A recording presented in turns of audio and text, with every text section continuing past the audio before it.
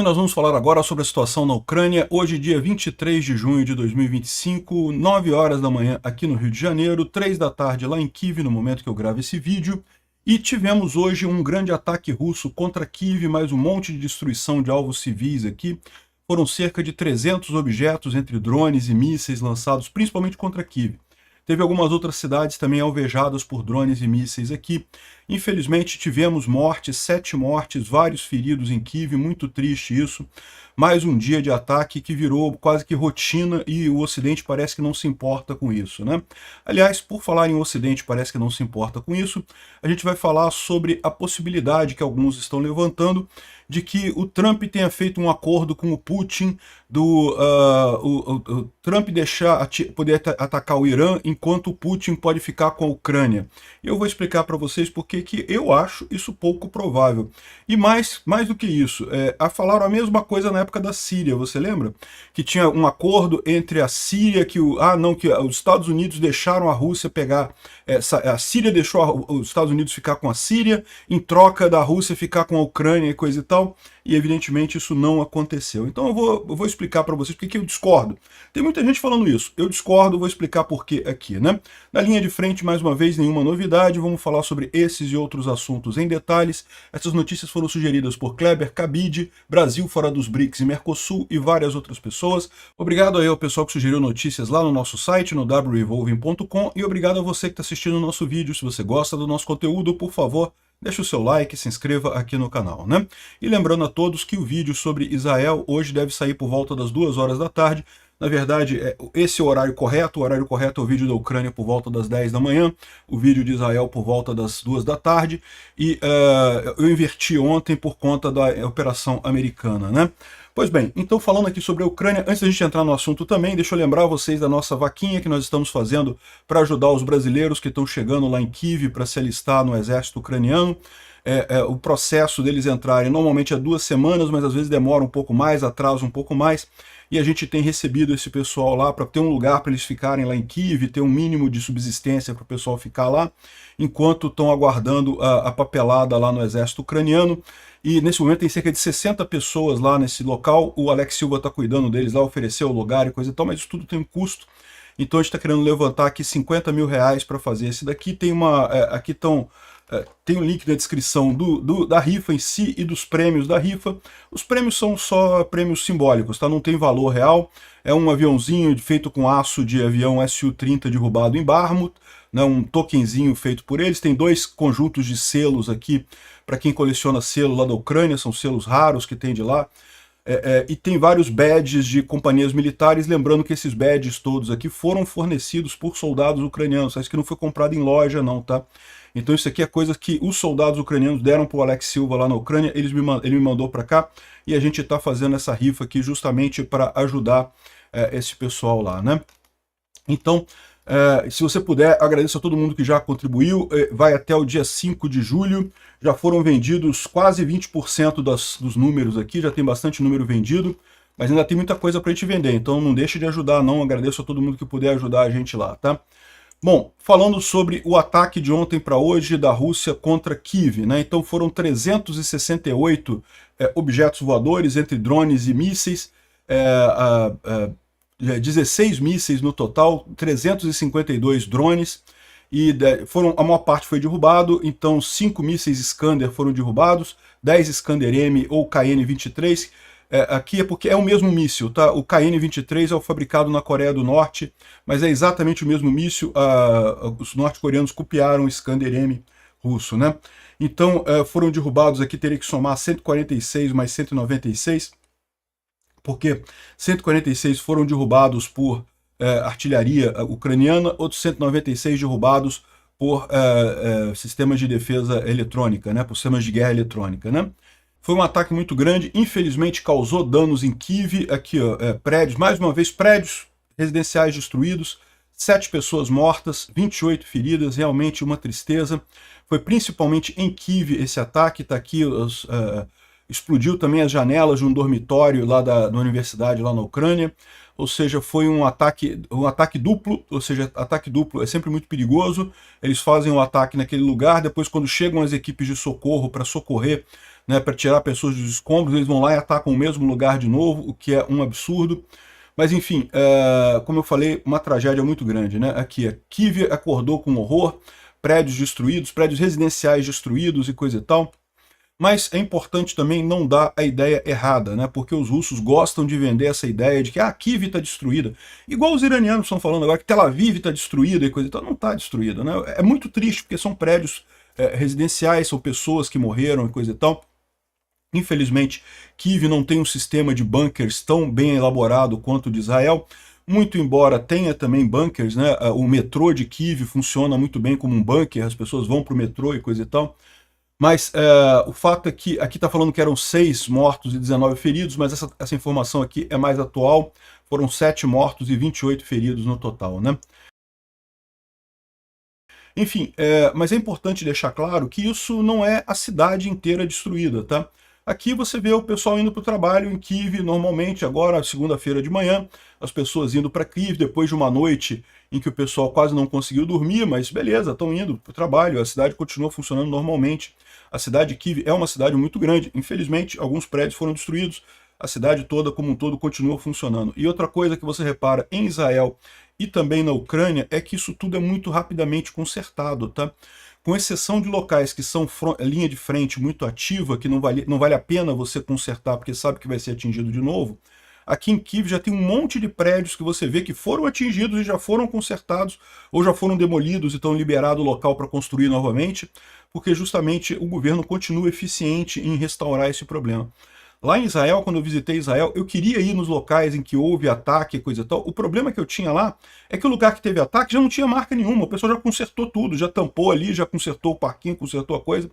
Eu entendo que agora com o Irã atacando nesse ritmo um pouco mais forte, provavelmente você consegue ver prédios destruídos lá em Israel e coisa e tal, mas a verdade é que muito rapidamente o pessoal conserta isso daí, né? Onde eu consegui ver mais prédios destruídos lá na Ucrânia foi em Kharkiv, porque Kharkiv é a 12 quilômetros da linha de frente, né? Então ainda você vê muitos prédios semi-destruídos lá, você não vê muito esforço de reconstrução. Tem alguns prédios já foram reconstruídos em Kharkiv também, mas em Kiev isso é mais normal, né? O pessoal está até brincando que provavelmente isso é bom ser usado para remodelar o sistema o TRAN de Kiev, né? Kiev tem um VLT da vida deles lá, mas vocês podem ver aqui pelo modelo que é bem antigo, é da época soviética, né? O sistema de transporte em Kiev funciona muito bem, o metrô funciona muito bem, esses ônibusinhos funcionam muito bem, mas realmente você percebe que é coisa bem antiga, é coisa da época soviética, assim, uma reforma realmente faria bem, né? É lógico que o pessoal está falando de brincadeira aqui, não vai fazer isso aqui, mas essa é a visão. Não, Kiev não está destruída, Kiev vai prevalecer, Kiev vai ganhar essa guerra, pode ter certeza disso, apesar do absurdo que são esses ataques russos que estão acontecendo, né? Bom, os ucranianos também fizeram alguns ataques bastante significativos. A gente não tem imagens do local, mas a gente sabe que os drones ucranianos atingiram um depósito de combustível em Rostov. Rostov está pegando fogo. Essa aqui é a imagem do depósito de combustível antes do ataque ucraniano. Aqui é o firmes da NASA mostrando que está tudo pegando fogo ali. Infelizmente a gente não tem imagem de solo. Vocês sabem, para a gente ter imagem de solo, é preciso que algum russo filme isso daqui e mostre a imagem na internet, né? Então Rostov é aqui, o Atlas fica um pouquinho mais para cima, que é Novchartinsk, em algum lugar por aqui que fica esse depósito Atlas, e ele está pegando fogo aqui depois desse ataque ucraniano com drones aqui, né? Também teve um grande ataque ucraniano contra uma base militar em Govoyatoy, em Belgorod, né? Aqui está o local exato, que é próximo de Kharkiv aqui. Nesse ponto, segundo estão dizendo, 2 russos foram mortos e 11 feridos. Esse ataque aconteceu na noite do dia 20, ou seja, alguns dias atrás, mas a gente tem a informação agora. Mais uma vez, não temos imagens, mas os ucranianos atingiram também essa base militar aqui, né? Bom, na linha de frente temos mais um dia sem nenhuma mudança significativa. Aqui em Pokrovsk, você pode ver a linha de frente, não andou nada. Aqui, um pouco mais abaixo, ali em Velika Novossilka, teve um pequeno avanço russo aqui, mas isso aqui é muito pequenininho, não faz diferença nenhuma no final das contas, não é um avanço estratégico, é basicamente cobrindo essa cidade aqui de Odradne, que provavelmente tinha um ponto de defesa ucraniano aqui, que já está recuando aqui devido ao risco de cerco aqui, então eles estão recuando, mas nada que mude estrategicamente a região. E aqui, mais uma vez, isso aqui é em Huliapole. Huliapole é mais embaixo ainda. Huliapole é essa região aqui, é uma região que tem tido pouca ação, tá? Huliapole, essa região aqui. Velika Novossilka, esse aqui foi a outra região também que tem avanços aqui. E Pokrovsk aqui, ou seja, nenhuma mudança significativa aqui na linha de frente. Seguimos no mesmo caminho, né? Os ucranianos têm forçado em uma área em que está meio estacionária já há algum tempo, tá? Que nada se move. Os ucranianos têm conseguido avançar aqui. O Andel Perpítua mostra aqui, ó, que está avançando um pouquinho aqui, aí aqui avançou mais um pouquinho, avançou mais um pouquinho, andou mais um pouco. A cada dia que passa, os ucranianos avançam um pouquinho nessa área aqui, né? É um avanço bem lentozinho, mas é um avanço numa área em que é significativo, porque aqui é o primeiro Arms Corp da Ucrânia. Lembra que a gente mencionou que o chefe do exército ucraniano, Syrskyi, ele está falando que a Ucrânia está se movendo para um modelo de corpo de exército, né, corpo armado, e é um modelo que é focado em ofensiva. E esse aqui é o terceiro corpo do exército ucraniano. Então, o corpo de exército são vários batalhões de várias especialidades diferentes. Tem artilharia, infantaria, cavalaria, tem toda coisa, coisa toda. Cavalaria, para quem não sabe, não é cavalo só, tá? Também é tanques e veículos blindados e coisa e tal. Enfim, você tem vários batalhões de especialidades diferentes, todos sobre o mesmo controle, e esse é um corpo de exército, né? E daí, esse daqui é o terceiro corpo de exército ucraniano, que justamente está nessa área, parece quase que como um teste. Eles estão brincando de fazer ofensiva aqui. É uma área pouco afetada, tem movido muito pouco. Essa área aqui, ó, é esta área aqui, ó, essa região aqui, ó. Nova Krylialivka e Jariovze, os ucranianos estão entrando nesse ponto aqui, ó, nessa retaguarda aqui, onde os russos tomaram essas cidades. Aqui os ucranianos estão entrando aqui por trás. Isso é uma atividade que pode fazer diferença mais adiante, né? Parece mais um teste mesmo. De qualquer forma, está aqui, ó, Nova Krylialivka, Zarionia, já tá em mãos ucranianas isso daqui, tá? Se você olhar nesse mapa aqui, ó, Zarizov ainda está em mãos russas nesse mapa, mas aqui os ucranianos já tomaram, os ucranianos já entraram bem aqui nesse lugar aqui. De novo, não é uma coisa significativa, não é um avanço significativo. O interessante é justamente que parece ser quase que um exercício do exército ucraniano isso daqui, né? Outra mensagem que vazou nos Telegram russos mostra uma visão bastante pessimista dos russos sobre a ofensiva em Sumy, né? Isso é um outro lugar também que os ucranianos já começaram a retomar aqui em Sumy, né? Eu tinha avisado para o pessoal que os russos iriam avançar um pouquinho, iriam tomar algumas cidades e iam parar. E é exatamente o que aconteceu. Os russos pararam aqui. Aqui agora já aparece Andrivka, tomada pelos ucranianos novamente, foi retomada recentemente pelos ucranianos. E os russos parecem estar bastante pessimistas com isso daqui. Olha o que eles estão dizendo aqui, ó. Canal do Norte. Um pouco mais de detalhes sobre o que está acontecendo na direção de Sumy, né?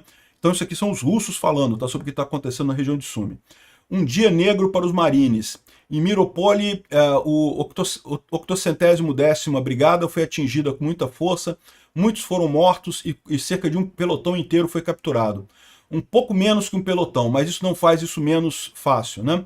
Bom, isso aqui provavelmente foi aqueles vídeos que a gente mostrou alguns dias atrás dos ucranianos capturando um monte de soldados russos e vários outros mortos. Então é aquele vídeo que a gente mostrou uns dias atrás, o cara está falando sobre isso, né? Realmente, um pouco menos que um pelotão. Nós tivemos que sair de Andrivka. De novo, a gente falou que Andrivka, essa cidadezinha aqui, ó, peraí, tá aqui na minha cabeça aqui. Andrivka, essa cidadezinha aqui, ó, foi retomada pelos ucranianos. Então eles estão confirmando aqui. Tivemos que sair de Andrivka. O 155ª Brigada Marine foi incapaz de corrigir o comando do 30º MSP e no final das contas Andrivka é totalmente controlada pelos Rohols. Rohols é um termo depreciativo que os russos usam contra os ucranianos, né? A luta continua por Alexivka. Alexivka é aqui, é essa cidade aqui, ó. Alexivka. Não há chances, não há mudanças em Yanukovka ainda, mas eles estão tentando manter suas posições ao invés de mover adiante. Então, Yanukovka é essa cidade aqui, ó, Yanukivka é essa cidade aqui. Os ucranianos estavam avançando aqui, os russos chegaram a tomar essa cidade, os ucranianos retomaram uma parte, e agora parece que estão parados, ninguém avança, né? E uma coisa que você pode observar, os nomes em russo e em ucraniano, é muito comum trocarem o O pelo I, né? E então o russo chama de Yanukovka, os ucranianos chamam de Yanukivka, isso é bastante comum. Kharkiv, os russos chamam de Kharkov. É muito comum isso daqui, porque só a língua ucraniana tem a letra I. O russo não tem I. O russo tem aquele N invertido que vale por um I, mas eles usam menos isso, né? Então o I só tem ucraniano. E aí tem essa troca de vogais entre os dois aqui, né? Bom, próximo de Tektino, os comandantes estão tirando o grupo 1427 de Glushkovo, junto com a ferrovia e as instalações de lá, mas para resolver um problema com os drones, um monte de pessoas que já foram mortas sem razão. Então eles falaram que finalmente os comandantes estão tirando os russos ali de Tektino, porque já desistiram de Tektino.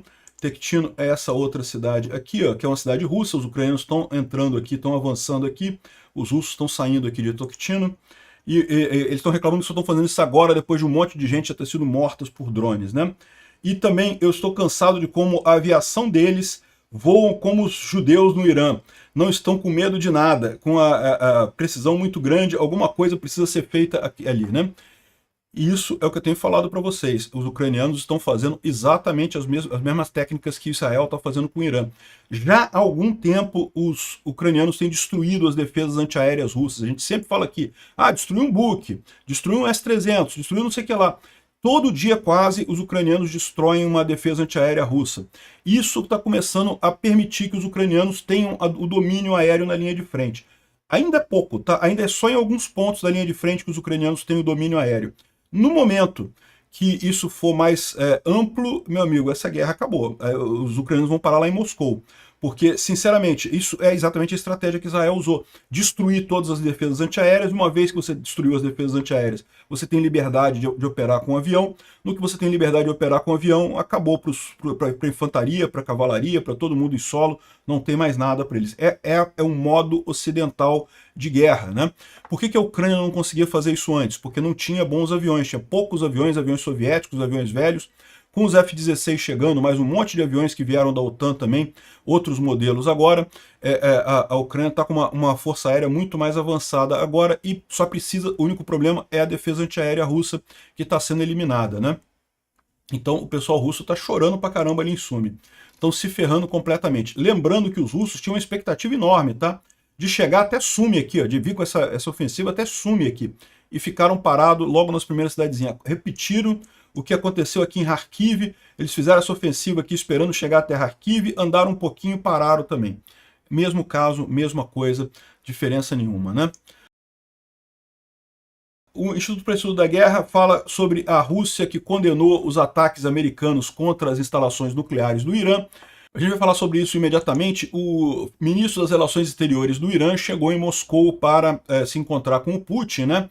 Pedir ajuda e não sei o que lá, e coisa e tal. Afinal, em tese, a Rússia e o Irã têm um acordo, né, de cooperação militar e coisa e tal. E de fato o Putin recebeu ele, na verdade, um sósia, né? É claro que isso aqui é um sósia do Putin. Pegaram o sósia mais mequetrefe que eles têm lá para receber o cara do Irã, né? Aqui, ó, é incrível como é que eles usaram esse sósia. O pessoal lá na Ucrânia já até conhece os sósias. Tem o cara que tem o defeitozinho aqui no queixo, tem o cara que tem não sei o que, não sei aonde. Esse aqui é conhecido porque ele é muito novo. O cara é, obviamente, pelo menos uma década mais novo que o Putin real, né? E, enfim, e ele faz esse papel aí de sósia do coisa. Mas não faz diferença. Porque tudo isso aqui é um teatrinho para o Irã tentar mostrar para o mundo que ainda tem apoio, né? Lembra, o Irã já perdeu a guerra lá com Israel, não tem mais o que fazer. A dificuldade do governo agora é conseguir se manter no poder no Irã, é não desmanchar. Então ele tem que dar esperança para os soldados ali, para os comandantes, para o pessoal intermediário na estrutura do governo do Irã, de que não perdemos não, que tô conversando com o Putin vai acertar as coisas com a gente. A militância, tá vendo, Putin vai entrar nessa guerra, e agora acabou pro Israel, e não sei o que. Porra, não. Putin tá mais fudido que o Irã, meu amigo. Então, o objetivo é esse. Então, o Putin sabe que podia mandar um sósia, que é só para aparecer o Putin do lado do cara mesmo, né? E você sabe que o Putin é meio germofóbico, né? Ele jamais iria cumprimentar as pessoas com tanta ansiedade. Ele até cumprimenta, mas não com tanta ansiedade assim, né? Bom, aqui a coisa muito engraçada, né? A Rússia fez uma declaração dizendo que é um absurdo aqui, essa decisão de fazer um ataque contra o território de um Estado soberano. Pois é, né, Rússia? Olha que coisa, né? Então quer dizer que é errado fazer um ataque sobre o território de um Estado soberano, né? É uma violação patente da lei internacional. Pois é, tá vendo, Rússia, como é que é uma violação você atacar um Estado soberano? E pior, os ataques foram feitos por um membro permanente do Conselho de Segurança da ONU. Olha que coisa! Eu diria que na caso da Rússia foi pior, porque a Rússia é um membro permanente do Conselho de Segurança da ONU de forma indevida, porque na criação da ONU foi designada uma cadeira de membro permanente para a União Soviética, não para a Rússia. A União Soviética é uma entidade que não existe mais. É um absurdo o fato de terem colocado a Rússia nesse lugar. Isso é informal, isso é contra as regras da própria ONU. A Rússia não deveria ter um assento no Conselho de Segurança da ONU, tá? Mas, enfim, de qualquer forma, olha a hipocrisia desse pessoal, né? Sendo que, no caso de Israel e do Irã e dos Estados Unidos, evidentemente que o Irã que começou esse negócio. O Irã que atacou primeiro no dia 7 de outubro de 2023, né? Que invadiu lá o Festival Nova, invadiu Israel, matou um monte de gente, sequestrou um monte de gente, uma agressão absurda. Que, lógico, a gente sabe que o Hamas é um braço da Guarda Revolucionária Islâmica do Irã, tal como o Hezbollah, tal como os Houthis. Não é por outro motivo que esse pessoal todo está quietinho. Estão quietinho por quê? Porque estão tão derrotados quanto o Irã. Se o Irã acabar, esse pessoal todo acaba. E mais do que isso, as células terroristas no mundo inteiro acabam muito fácil porque não tem dinheiro, né? Mas enfim, o cara foi lá na Rússia. E aí, o que teve de resultado, né? O Putin falou para o ministro de Relações Exteriores que eu estou feliz que você esteja aqui em Moscou hoje, isso nos dá uma oportunidade de discutir todo esse processo, essas questões, e vamos ver, encontrar um caminho para sair dessa situação e coisa e tal. Nenhuma promessa pública, é lógico, se fosse ter alguma promessa pública, tinham colocado o Putin de verdade, e nada além de, olha só, é isso daí, estamos do teu lado, parabéns, é tudo errado e coisa e tal, mas não vão fazer nada, né? Eles não vão fazer nada porque eles não têm como fazer nada, né? O Dmitry Peskov disse que a Rússia já ofereceu ao Irã um esforço de mediação. Já declarou que é contra o ataque americano e ofereceu, a gente pode negociar para tentar, né, acabar essa guerra e coisa e tal, ou seja, não vai ter ajuda nenhuma da Rússia no final das contas, né? Agora, o que está acontecendo aqui, algumas pessoas estão levantando a hipótese que é uma hipótese que faz sentido, eu concordo, faz sentido isso. Mas, tal como fazia sentido também no caso lá da Síria, e era mentira, também agora é a mesma coisa. Aqui, ó. O Roman Sheremeta, que é um analista lá da Ucrânia, está falando aqui, eu acredito que o Trump e o Putin fizeram um pacto secreto Molotov-Ribbentrop. O pacto Molotov-Ribbentrop, para quem não se lembra, foi um pacto feito entre a Alemanha nazista e a Rússia, né, e a União Soviética, antes do início da Segunda Guerra Mundial, em que ambos concordaram em invadir a Polônia ao mesmo tempo e dividir a Polônia no meio. A Polônia ficou dividida durante muito tempo, uma parte soviética, uma parte nazista, ou seja, a Segunda Guerra Mundial começou com a União Soviética do lado dos nazistas. É verdade que em 1941 a coisa inverteu, porque aí a Alemanha se virou contra a União Soviética. Mas até ali, de 39 até 41, a guerra era os dois aliados, os dois começaram a Segunda Guerra Mundial juntos, né? Então, ele está dizendo aqui que teria havido um acordo acontecido em junho nas reuniões com o Trump, com o Putin, aí está botando aqui o Molotov, o Ribbentrop, não sei o que lá. E não, eles não estavam falando sobre a Ucrânia, para o Trump a Ucrânia é um inconveniente, não é uma prioridade, que eles podem estar conversando e coisa e tal. E aí o que eles imaginaram? Aqui, ó, o Putin ficaria fora do conflito do Irã ao tempo que o Trump ficar fora do conflito da Ucrânia. Então seria né, ou seja, o Putin não vai fazer nada com o ataque americano ao Irã, enquanto o Trump não faz nada com a Ucrânia. Né? Isso tem outras pessoas falando isso também. A doutora Anna Odressitka é uma doutora lá de Odessa, e ela é muito ativa nas redes sociais, recomendo muito que vocês sigam ela fala muitas coisas muito bacanas, mas segundo ela disse, é claro que o Putin deixou os Estados Unidos fazerem o ataque ao Irã. Como meu pai explicou, o Putin não pode usar o Irã mais, então ele está sacrificando o Irã num movimento desesperado. o Trump não entregaram a Ucrânia para... O Trump não entregou a Ucrânia. Que o Putin esperava que o Trump entregasse a Ucrânia, ele esperava. Agora o Putin está se livrando do Trump, quebrando o MAGA, ou seja, mandando a América numa guerra civil, ativando tanto a esquerda quanto a direita. Nós lutamos esse monstro por séculos, né? Eles nunca mudam a forma de operar e coisa e tal. Bom, então, com o devido respeito a ambos, eu tenho um respeito enorme tanto pelo Roman quanto pela doutora Ana, eu discordo de ambos, tá? Isso daqui é uma possibilidade que parece muito para quem quer ver o Trump como uma figura ruim e dessa forma quer ligar ele ao Putin. E, de fato, eu não estou descartando que exista essa ligação não, tá? A questão toda você pode enxergar isso de uma outra forma, porque vocês lembram, quando teve a libertação da Síria, falou-se a exata mesma coisa. Ah, não, porque os russos deixaram o pessoal pegar a Síria, que foi um acordo que eles fizeram com os Estados Unidos, vocês deixam a gente ficar com... A Rússia fica com a Ucrânia, a Síria volta para o Ocidente, que foi um acordo, que está tudo combinado, que o Putin deixou o Bashar al-Assad morrer na Síria. E a verdade não é nada disso. A verdade é que os Estados Unidos atacaria o Irã de qualquer forma. Pode ser que ele tenha avisado alguns países antes de fazer o ataque, pode ser, mas eu duvido muito que ele tenha pedido permissão para alguém fazer esse ataque, né? De novo, uma coisa que o pessoal não entende é que lá nos Estados Unidos a questão institucional é muito mais forte que no resto do mundo. Aqui no Brasil, o Lula direciona o governo para roubalheira muito fácil, né? Lá nos Estados Unidos, a direção do Pentágono é muito forte. O Trump foi basicamente obrigado a fazer esse ataque pelo resto do Pentágono. Não tem alternativa, né? E as pessoas têm essa impressão de que ele tomou essa decisão e coisa e tal. Na verdade, ele foi forçado a isso, não tem alternativa nesse caso. E o Putin não fez nada, não brigou, não ajudou o Irã, porque ele não pode. O Putin está destruído, a Rússia está destruída economicamente e militarmente por conta da guerra da Ucrânia. Então, de novo, estão reciclando um ponto de fala que chegaram a falar sobre a Síria, não porque entregaram a Síria pela Ucrânia. Então agora a Europa vai abandonar a Ucrânia porque o Putin abandonou a Síria, não sei o que lá. E não é assim.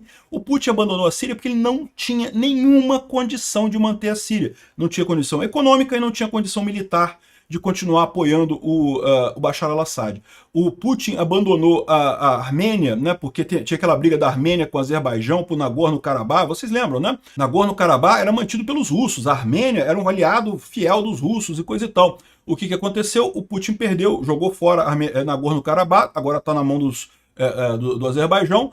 Por quê? Porque justamente, mais uma vez, o Putin não tem dinheiro e não tem força militar capaz de fazer isso porque está perdendo tudo lá na Ucrânia. Então, mais uma vez, esse caso do Irã, não caiam nessa lorota de que é uma troca de uma coisa por outra. Não é troca nenhuma. Até porque não há nenhuma indicação de que o Trump esteja realmente entregando a Ucrânia para o Putin. Eu já expliquei para vocês. Ele está se afastando? Está se afastando. Isso é um problema? Isso é um problema, sim. Mas o Putin esperava muito mais dele. É o que a doutora Ana fala aqui, ó. O Trump não entregou a Ucrânia como ele esperava, né? Ou seja, a última expectativa do Putin era conseguir que o Trump entregasse, ganhasse a guerra para ele. Só que o Trump não fez isso. O Trump ficou no meio do muro. O meio do muro é ruim? Parece ruim? É ruim, eu concordo. Do ponto de vista moral, é absurdo. Mas no final das contas, é muito menos do que o Putin esperava e do que o Putin precisava para ganhar essa guerra. Então, o meu palpite é esse. Eu posso estar errado? Posso estar errado, não sei. Não estou na cabeça nem do Trump nem do Putin. Mas eu acho que não tem nada disso de trocar a Irã por Ucrânia. Isso é reciclagem do mesmo ponto de discurso que eles fizeram com a Síria também, quando a Síria foi invadida lá pela Turquia, pelo grupo do... Não foi invadida pela Turquia, né? A Turquia deu armas para o HTS, o HTS retomou a Síria inteira e agora é o Al-Sharaa lá que está governando a Síria, né?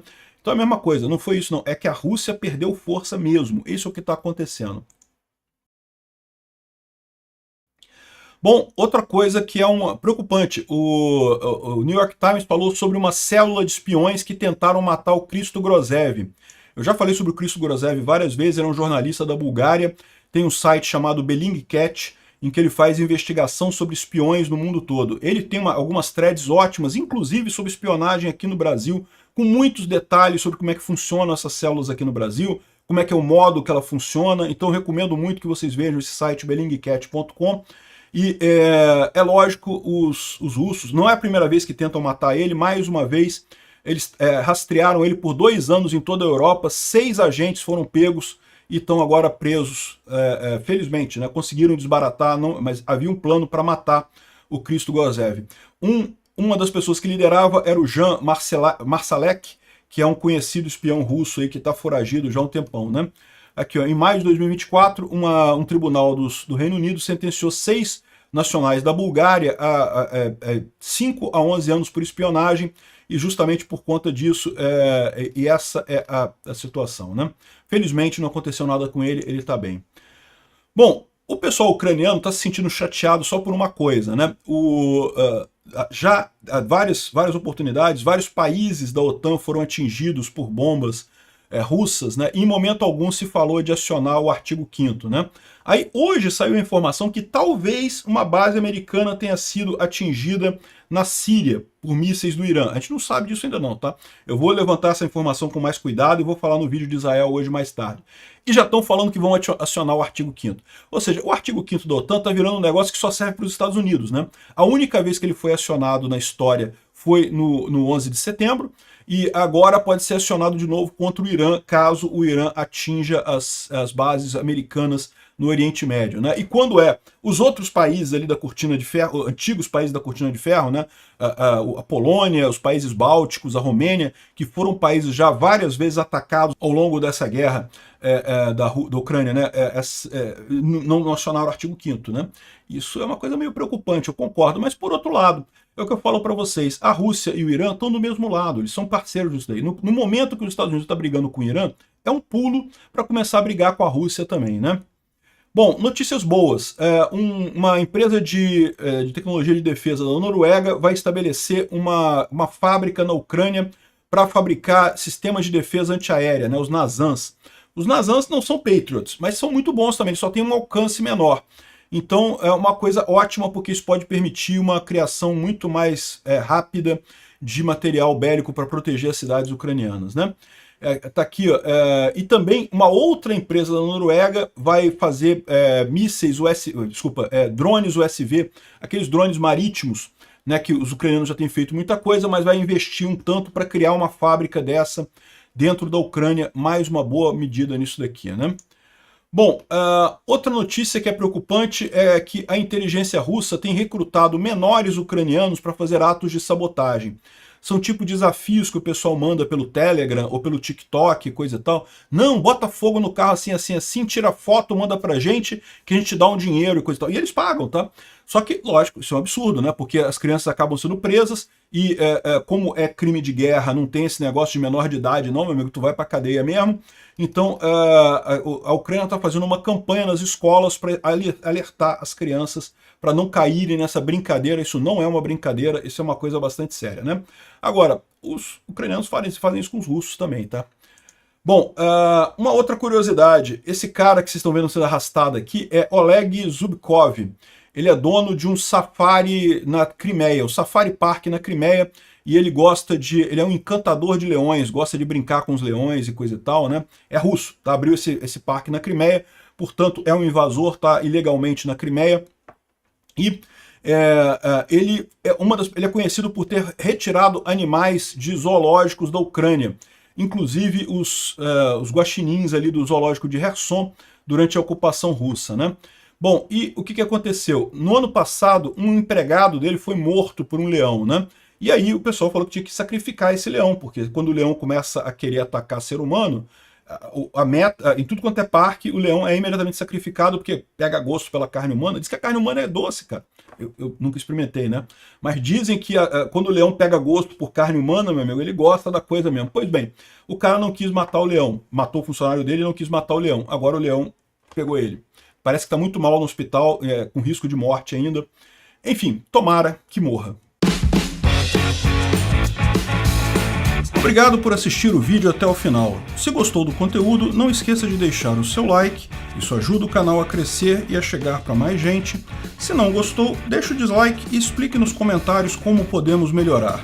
Comente também sugestões de temas que podemos trazer por aqui. Comentários insultuosos ou defendendo ditaduras e criminosos de guerra serão sumariamente bloqueados. Agradeço a compreensão.